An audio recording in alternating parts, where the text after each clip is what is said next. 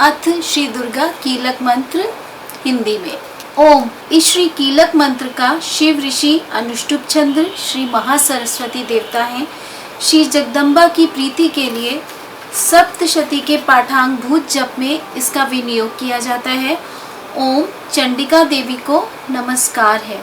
मार्कंडेय जी कहते हैं, विशुद्ध ज्ञान ही जिनका शरीर है, तीनों वेद ही जिनके तीन दिव्य नेत्र हैं, जो कल्याण प्राप्ति के हेतु हैं तथा अपने मस्तक पर अर्धचंद्र का मुकुट धारण करते हैं, उन भगवान शिव को नमस्कार है। मंत्रों का जो अभिकीलक है, अर्थात मंत्रों की सिद्धि में विघ्न उपस्थित करने वाले शाप रूपी कीलक का जो निवारण करने वाला है, उस सप्तशती स्तोत्र को संपूर्ण रूप से जानना चाहिए और जानकर उसकी उपासना करनी चाहिए। यद्यपि सप्तशती के अतिरिक्त अन्य मंत्रों के जप में भी जो निरंतर लगा रहता है, वह भी कल्याण का भागी होता है।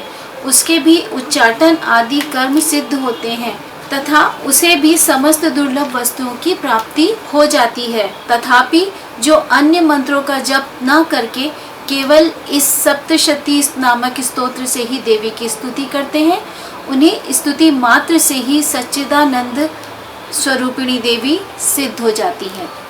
उन्हें अपने कार्य की सिद्धि के लिए मंत्र, औषधि तथा अन्य किसी साधन के उपयोग की आवश्यकता नहीं रहती।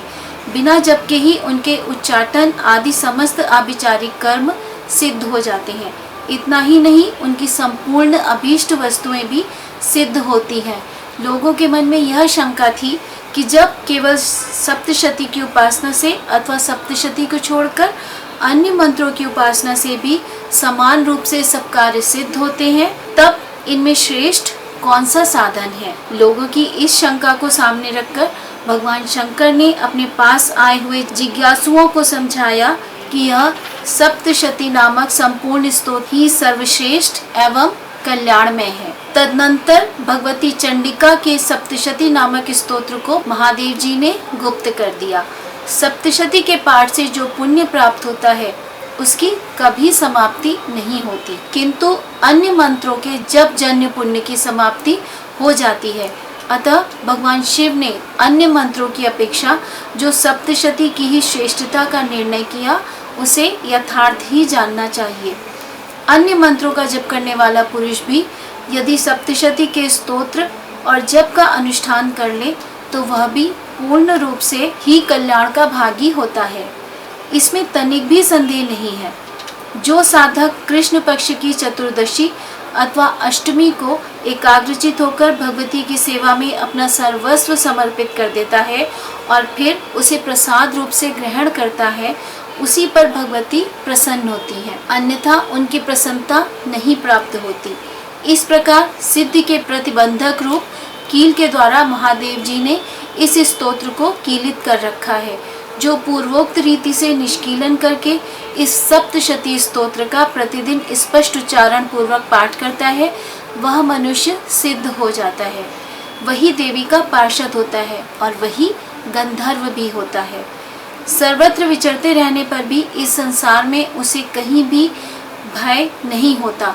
वह अपमृत्यु के वश में नहीं पड़ता तथा देह त्यागने के अनंतर मोक्ष प्राप्त कर लेता है। अतः कीलन को जानकर उसका परिहार करके ही सप्तशती का पाठ आरंभ करें। जो ऐसा नहीं करता, उसका नाश हो जाता है। इसलिए कीलक और निष्कीलन का ज्ञान प्राप्त करने पर ही यह स्तोत्र निर्दोष होता है और विद्वान पुरुष इस निर्दोष स्तोत्र का ही पाठ आरंभ करते हैं।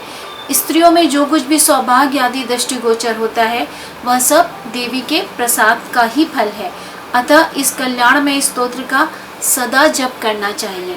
इस स्तोत्र का मंद स्वर से पाठ करने पर स्वल्प फल की प्राप्ति होती है और उच्च स्वर से पाठ करने पर पूर्ण फल की सिद्धि होती है। अतः उच्च स्वर से ही इसका पाठ आरंभ करना चाहिए। जिनके प्रसाद से ऐश्वर्य, सौभाग्य, आरोग्य, संपत्ति, शत्रुनाश तथा परम मोक्ष की भी सिद्धि होती है, उस कल्याणमयी जगदम्बा की स्तुति मनुष्य क्यों नहीं करते। कीलक स्तोत्र संपूर्ण। जय मां।